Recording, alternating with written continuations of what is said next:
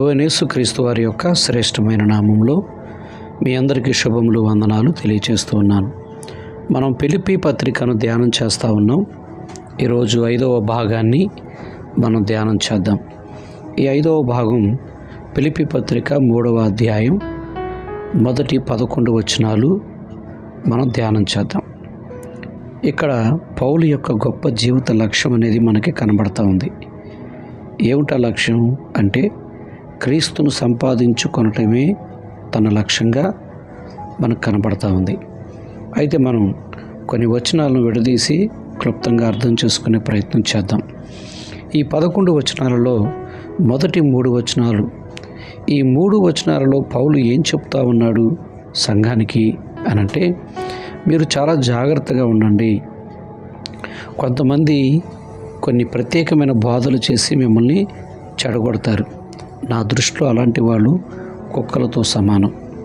ఎందుకంత మాట అనేసాడు పౌలు? ఎందుకంత బాధపడుతున్నాడంటే, ఎంతో కష్టపడి పౌలు సంఘాన్ని కట్టి అందరినీ ఒక తాటి మీదకి తీసుకొచ్చి ఒక్క బిడ్డలుగా ఒక్క కుటుంబంగా అందరినీ చేయాలనుకుంటే, ఇంకొంతమంది వచ్చి కులాల వారిగా, మతాల వారిగా, లేకపోతే వాళ్ళకున్న అర్హతల వారిగా విడదీసే ప్రయత్నం చేస్తూ ఉన్నారు. అందులో ముఖ్యంగా యూదా మతంలోంచి క్రైస్తవ్యంలోకి మారిన కొందరు ఇంకా యూదా మత ఆచారాలను విడిచిపెట్టకుండా వాటిని చాలా గొప్పగా ప్రకటిస్తూ, అవి ఉండడాన్ని బట్టి సంఘంలో గర్విస్తూ మేము పెద్దవాళ్ళం, గొప్ప కులవాళ్ళం అని వాళ్ళు ఆ వ్యత్యాసాన్ని చూపిస్తూ ఉన్నారు. పౌలేమో సంఘంలో అందరినీ కలుపుతూ ఉన్నాడు, యూదులని, అన్యులను. ఇంకా పేదవారని లేదు, గొప్పవారని లేదు, ఆ కులం అని లేదు, ఈ కులం అని లేదు, ఆ జాతి అని లేదు, ఈ జాతి అని లేదు, స్త్రీ అని లేదు, పురుషుడని లేదు. ఇలా అందరినీ కలపాలని ప్రయత్నం చేస్తూ కలిపి ఒక సంఘాన్ని కడితే చెరిపేవాళ్ళు కొంతమంది అక్కడికి వచ్చారు. అందుకే వాళ్ళ విషయంలో చాలా బాధ కలిగి, కుక్కల విషయమే మీరు జాగ్రత్తగా ఉండండి, వాళ్ళు మిమ్మల్ని చెడగొడతారు, ఐక్యత పాడు చేస్తారు, సమానత్వాన్ని పాడు చేస్తారు, కలిసిమెలిసి బ్రతికే కుటుంబంలో బ్రతికే జీవితాన్ని పాడు చేస్తారు అని క్లియర్గా చెప్పాడు. ఆ మాటకు వస్తే ఇప్పటికీ కొన్ని అలాంటి పరిస్థితులు మనం అక్కడక్కడ వింటూ ఉంటాం, చూస్తూ ఉంటాం. కొంతమంది కులాన్ని బట్టి గొప్పగా చెప్పుకుంటారు, డబ్బును బట్టి గొప్పగా చెప్పుకుంటారు, వారికి ఉన్న ధనాన్ని బట్టి, ఆస్తిని బట్టి, లేదా వాళ్ళ ఉద్యోగాన్ని బట్టి, అర్హతలను బట్టి, చదువును బట్టి గొప్పగా చెప్పుకుంటారు. కానీ అన్ని చోట్ల అలా ఉండదు. కొంతమంది ఎంత గొప్పవాళ్ళైనా వాళ్ళు ప్రభు సన్నిధికి వచ్చేసరికి సేవ చేయడానికి చూస్తారు. అలాంటి వారి గురించి కూడా నేను చాలాసార్లు విన్నాను.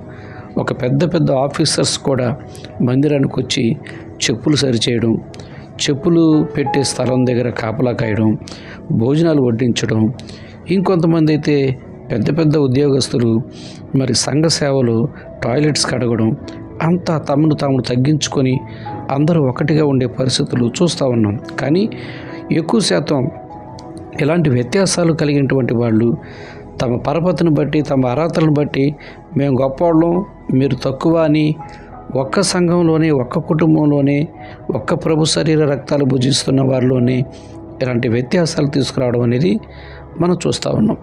అందుకే పెద్దవాళ్ళు సామాన్యులతో కలిసి కూర్చోలేని పరిస్థితి, కలిసి భోజనం చేయలేని పరిస్థితి ఇప్పటికీ అక్కడక్కడ మనకు ఎదురవుతూ ఉన్నాయి.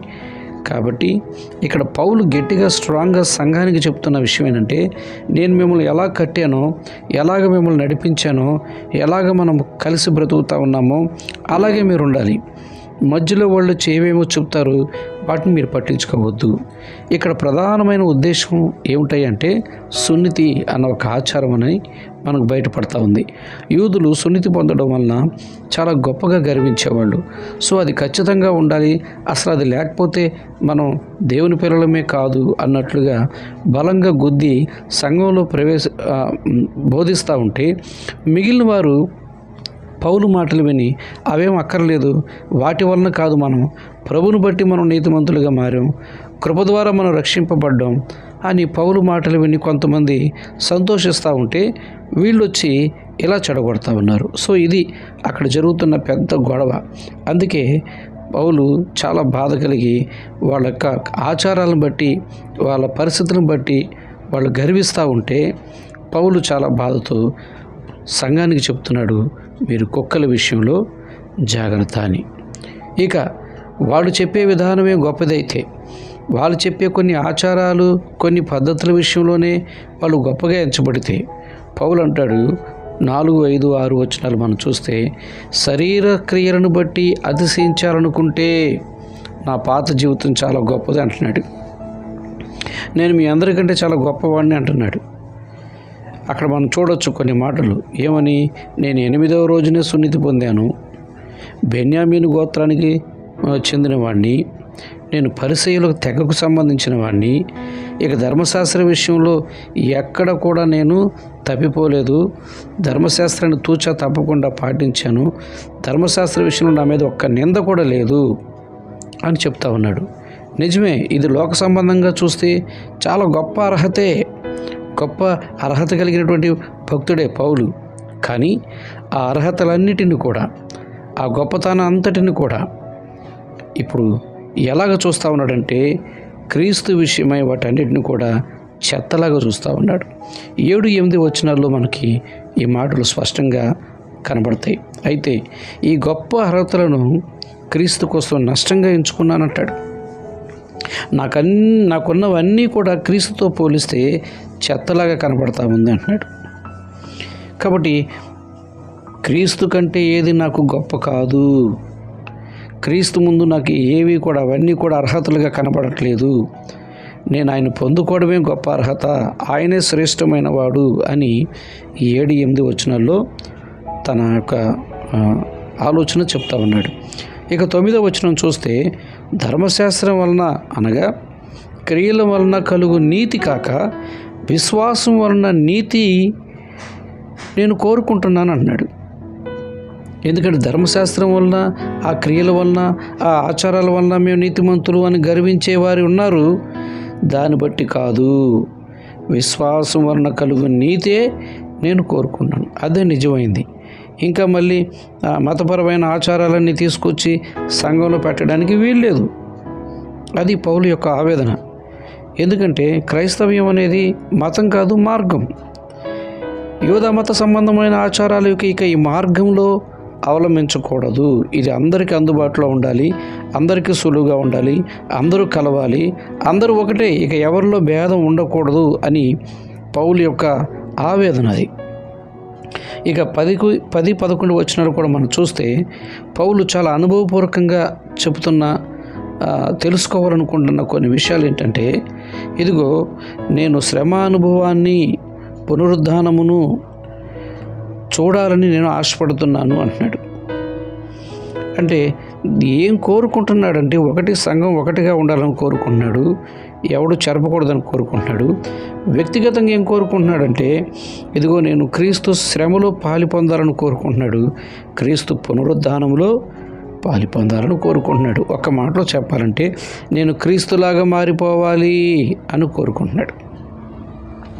చూడండి, ఈ 11 వచనాలలో నేను 3 విషయాలు మీకు విడమర్చి చెప్తాను. ఒకటి, పౌలు మనం దేనిని బట్టి అతిశయించాలంటే క్రీస్తుని బట్టి అతిశయించాలి తప్ప మనకున్నదాన్ని బట్టో, మన గొప్పను బట్టో, ఇంకొకటి బట్టో కాదు, క్రీస్తుని బట్టే అని క్లియర్గా చెప్తా ఉన్నాడు.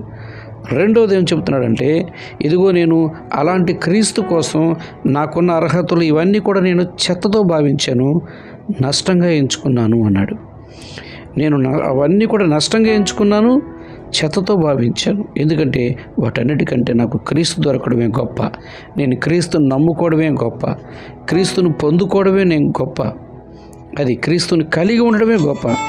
దాని ముందు ఇంకేది కూడా పని చేయదు అన్నట్టుగా చాలా స్పష్టంగా చెప్పాడు. మూడవదిగా ఏం చెప్తా ఉన్నాడు, నేను క్రీస్తులాగా మారిపోవాలి, క్రీస్తు స్వారూప్యంలోకి మారిపోవాలి, ఆయన శ్రమానుభవం గుండా నేను వెళ్ళాలి, ఆయన పునరుద్ధానంలో నేను పాలు పంచుకోవాలి అని చెప్తా ఉన్నాడు. సో ఒకటి, ముగింపులో నేను 3 విషయాలు చెప్తాను. ఒకటి ఏంటంటే, విడిచిపెట్టవలసినవి విడిచిపెట్టాలి, లేకపోతే నష్టపోవాలి. అది ఏం విడిచిపెట్టాలి? మన అతిశయం, గర్వం, అహంకారం, హోదా, పరపతి, ఇవన్నీ దేవుని ముందు విడిచిపెట్టాలి. ఆయన దగ్గర ఇవేమీ కూడా పనికిరావు. రక్షణ అనేది ఆయన ఉచితంగా ఇచ్చిందే తప్ప నీ యొక్క పరపతిని బట్టో, అర్హతని బట్టో, లేకపోతే నీ గొప్పతనాన్ని బట్టో, నీ త్యాగాలను బట్టో, నీ క్రియలను బట్టో వచ్చింది కాదు. అది విషయం. కాబట్టి ఇవన్నీ విడిచిపెట్టి ఆయన ముందు వినయంగా, విధేయతగా ఉండడం మంచిది. అది గొప్పది. ఎందుకంటే నువ్వు ప్రభువును పొందుకోవడమే గొప్ప. అంతకంటే మించింది ఇంకో గొప్పది ఏమీ లేదు. రెండవది ఏంటంటే మనం సంపాదించుకోవడం. ఏం సంపాదించుకోవడం? ప్రభువును సంపాదించుకోవడం. అందుకోసం దేన్నైనా నష్టంగా ఎంచుకోవచ్చు. దేన్ని నష్టపోయినా తప్పు లేదు. ఎందుకంటే నువ్వు ఎంచుకున్నది వాటన్నిటికంటే గొప్పది, క్రీస్తును సంపాదించుకోవడం. మూడవది ఏంటంటే జీవించాలని కోరుకోవడం. ఎలా జీవించాలని కోరుకోవడం?